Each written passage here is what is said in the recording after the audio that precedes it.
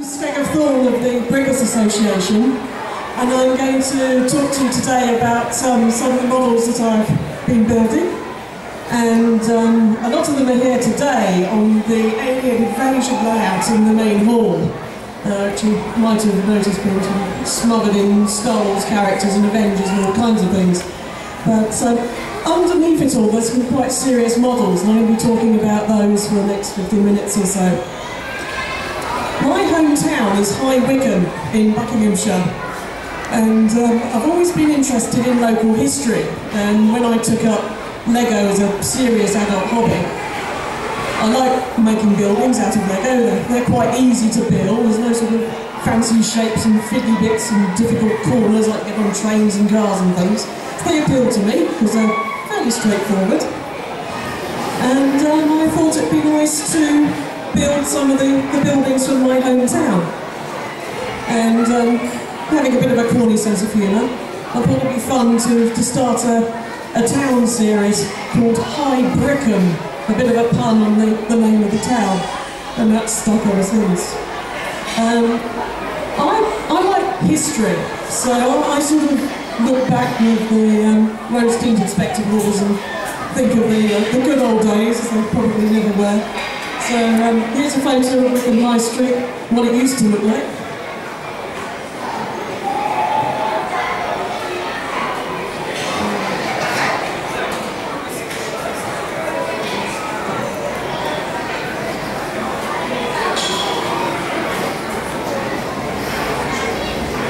Sorry, technical problem. Is that over?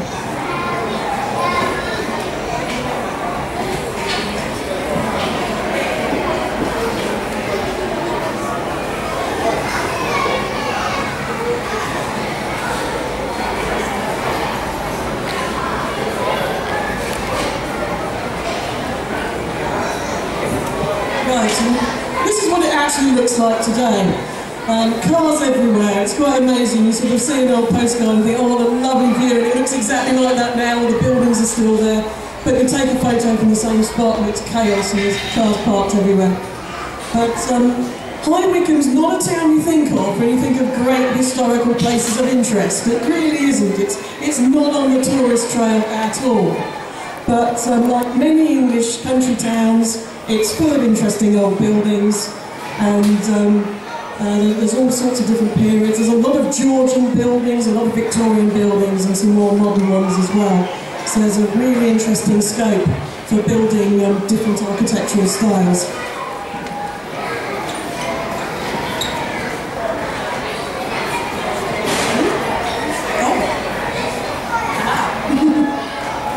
Right, this was my first victim. All boarded up, very sad. This is Woolworths as it was, just after it closed. This is a Georgian hotel that's almost survived the modern era. And you can just see on the right, there's a big portico. And on top of that portico, there's a huge statue of a red lion, which was the sign of the hotel. It's like a pub sign, only it's a three-dimensional carving.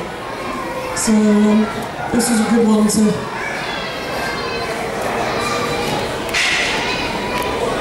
I'm going to have to get you to control your own computer. Sorry about this. And here's a view from the side. You can see very clearly that there's a bit of a challenge here, because you don't get Lego lions, at least not unless they're Duplo size, which is really silly.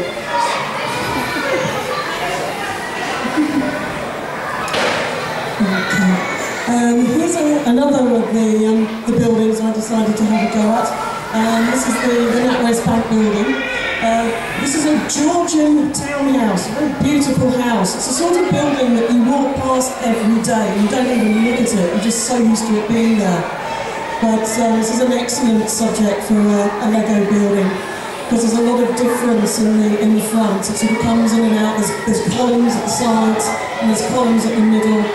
And there's all the fancy windows, the fancy doorway, and even better, there's the lovely palisade across the roof, and there's lots of Lego bricks that are perfect for building that sort of shape. So that's a really good challenge for a builder. And here it is. This building is in the main hall, being attacked by aliens. Well, it is actually on fire, but this just shows that how I managed to copy the building almost exactly using Lego bricks. Let's see, the most complicated part is actually the cornice, where you see those the white squares going across the middle. I've actually had to use some fairly complicated techniques in there. I've used what we call jumpers, which are little tiles with only one stud in the middle. It's a 1x2 tile with one stud on top, and that enables you to make jumps of half bricks as you're going up the building. I've also used grills. It's difficult to see, but feel free to come and look at the real building later, and you can see how they've been used. You can see them quite clearly over windows. They're the white bricks with the stripes on them.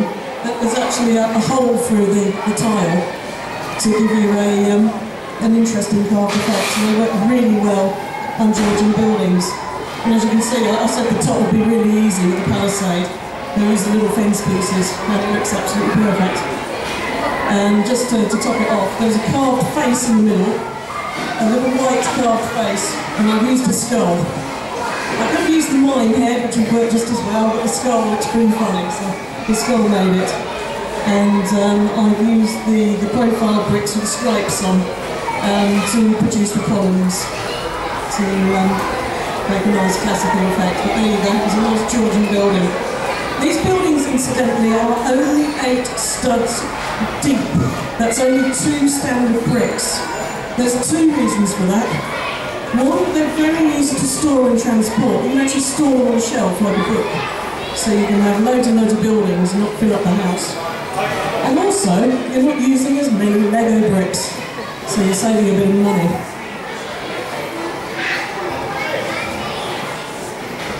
Right, this is another candidate for my building. Moved a little here. This is from West Wickham. It's a very famous landmark on top of a hill. It was built by the crazy Sir Francis Dashwood, who added a golden ball to the top of his church so he could have card games in there. Crazy man. And famously built the Hellfire Caves immediately underneath this church. But it's a very simple building. If you ignore the details, like the fact it's made out of flint, then really you should use about 1 million little round tile bricks to get the flint effect. Stuff that, it's going to take years.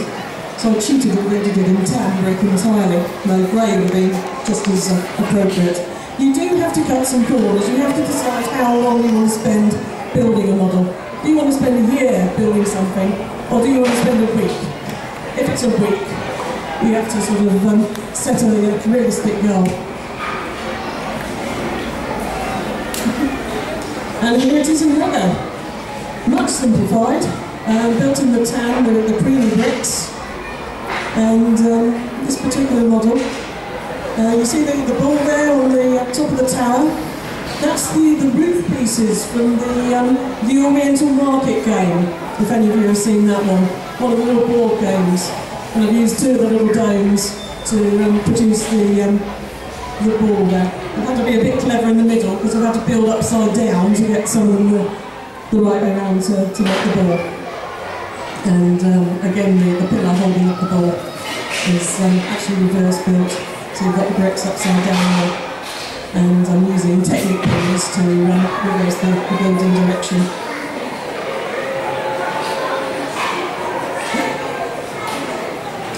There's another view of the church to give you an idea of the size. For this particular building, I thought, because it's such a sort of beautiful statement piece, that it'd be good to build it a sort of fairly realistic size. I have cheated slightly. I've taken one of the windows out. It should actually be 1 bay longer, but that would have made it very, very big, and it's hard enough to transport and move around as it is. I built the tower separate, and it can be easily broken in 2.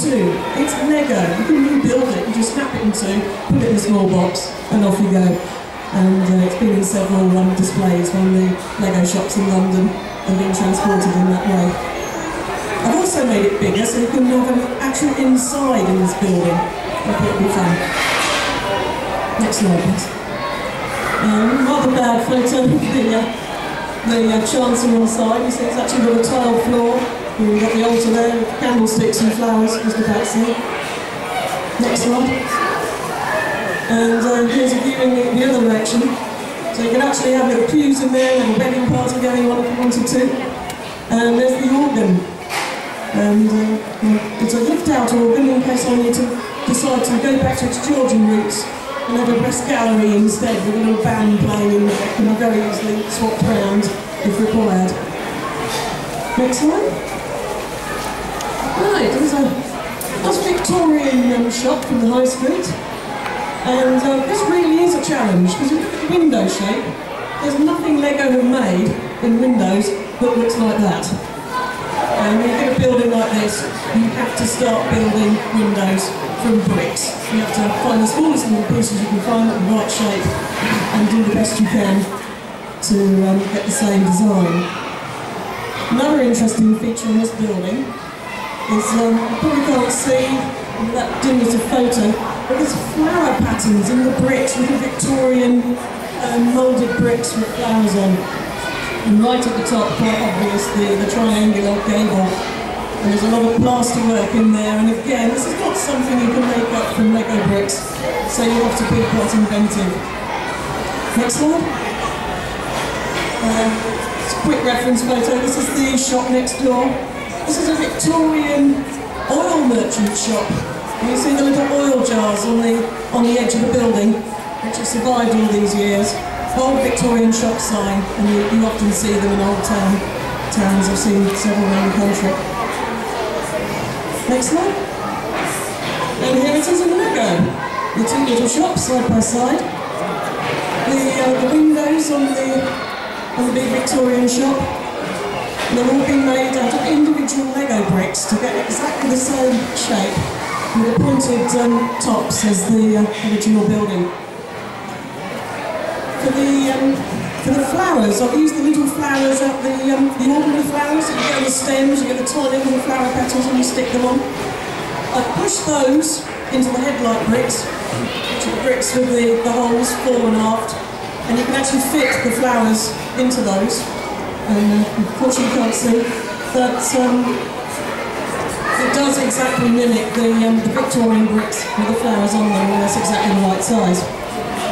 And for the gable, I took a cheat from Legoland's models, because I've been looking at theirs and sort of taking a few ideas. And whenever they've got plasterwork to deal with, which is quite complicated, they just give a semblance of a plasterwork design using the old hinge bricks, which have got the cones sticking out, so you can attach them to one another. And you just stick them out of the wall to give a little relief pattern. And I've also used the curly clip bricks as well, again, to create a slightly different relief. So there's all sorts of bricks with bits sticking out of them I've used at the top to create a plasterwork design. And I've got the gable with the holes on, which was on the original building, with a couple of Technics beams. That's really easy. It's a very easy bit in that build, because that was quite a complicated one. Next slide. Right, this is one of Wigan's pubs. This is the Falcon, another Georgian building. Nothing much to say about that. She's an example of how a actual building can be used to inspire a Lego model. Next slide. And here's a picture of a few of the buildings being used all together in a layout. Now you see the church tower in the middle. At this point I haven't built the main church, I've just built the tower. Because I just started building in Lego on a large scale, and it was very difficult to get a large number of bricks in a weird colour, and tan is one of the stranger colours, and it took me a long time to find enough bricks to build the tower. So it existed alone for a while. And at the back you've got Woolworths with its lion outside, and three of the other buildings that hopefully come to later. And in the front, I've mixed it with a lot of Lego sets. And you can see how much smaller they are. Because they're aimed at children, they're aimed at the lower price bracket. So they tend to be a lot smaller. So you get a lot of play value for a smaller amount of bricks and therefore a smaller amount of money. If Lego sold sets of the size that I'm building, there'd be a couple of £100 each. And and out of most people's pockets. Next one, please. Right, this is a 1950s shop, a bit modern for me, but when I was 5, this is where I went to the top floor to drool over all the Lego sets. So, a bit of nostalgia there for me. This is a family-owned department store called Murray's, and it's very, very simply built. It's just using the standard windows. If you buy a box of windows from the Lego shop, you get the big shop windows, and the other ones are used at the bottom, and the similar ones used at the top. The pattern at the top that looks quite sophisticated is simply 1x2 bricks in dark grey and blue. That's all it is, and just staggered. Lots and lots and lots of them. And the flags in the top come from the 1960s sets, so they're rather older. Next one. So another photo. In fact, this is a photo of the buildings in preparation. It's quite interesting to see. This is what we call a rough build. Murray's is more or less finished in the middle, but the two buildings either side, they're not finished. This is a sort of first attempt at building, when you're sort of not quite enough bricks to finish it, you're just sort of putting it together to see how it works and counting up how many bricks you need to buy to finish the project. Next slide. Right, this is a photograph from an area of Britain called Frogmore. It's the best photo I can find of a long-vanished cinema. You can see it here in the photo. Big 1930s cinema building called the Palace. Next slide. And here it is built rather roughly in Lego. And again, just using the standard windows and doors that you get in the basic window box. And then the big windows and doors at the bottom. And the small windows in the middle, which also come in the window box. These are very versatile, because you can put them together either singly to make small windows, or have lots of them like here to make a much larger window. And I've used the curved bricks at the top to give the sort of Art Deco effect of the building. And quite striking because of the relief. You've got the centre sort of protruding out, which makes it quite interesting. There's a photograph of the Wolves building. This is its original incarnation as Wolves, with the pillars and the shop windows behind. It's currently being rebuilt as a Georgian hotel, so if you see it on the layout today, you'll see it's got windows at the bottom as well as it was when it was a hotel. And we have a badly made brick-built line, which is one of my first adult attempts at a model. Next one.